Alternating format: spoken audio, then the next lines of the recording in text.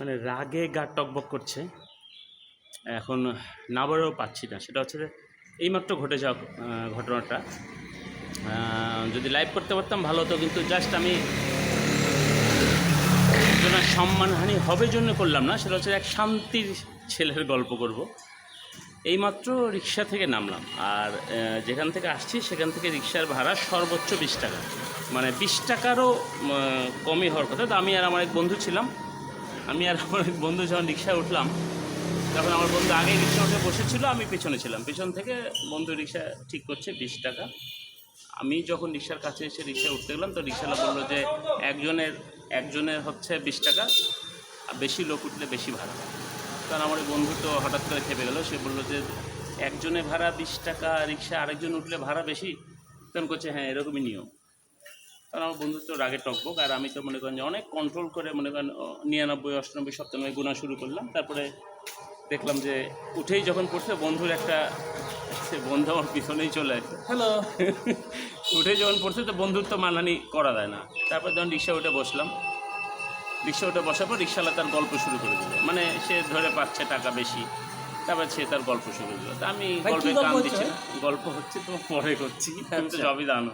আচ্ছা, তখন মনে করো রিক্সাওয়ালা এই গল্প সেই গল্প। তা আমি জাস্ট খালি বললাম চাচা কতদিন হলো রিক্সা চালানো? বলছে বাবা 30 বছর। মেলা দিন। তারপরে সংসারে কে কে আছে? বাবা আছে সবাই, কিন্তু সব দূরে। কে?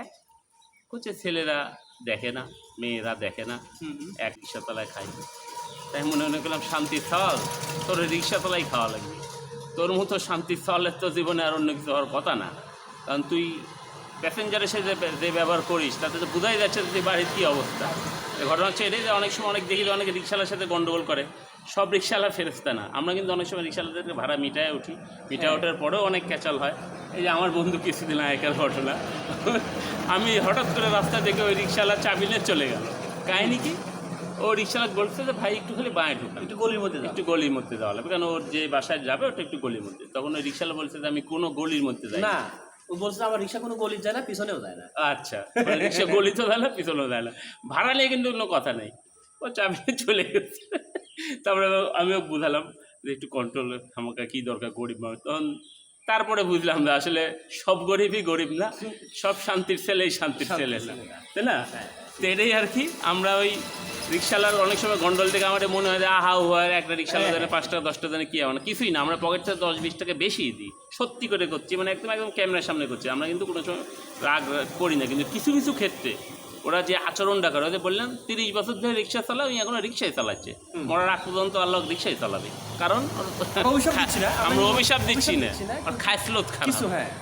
এই জন্য ছেলেমেয়েরা কিন্তু ভালো পরিষেবা যায়, যেতেই পারে। ওর ছেলেমেয়েরা চলেও গেছে পজিশনে ভালো, অর্থুয়ে গেছে।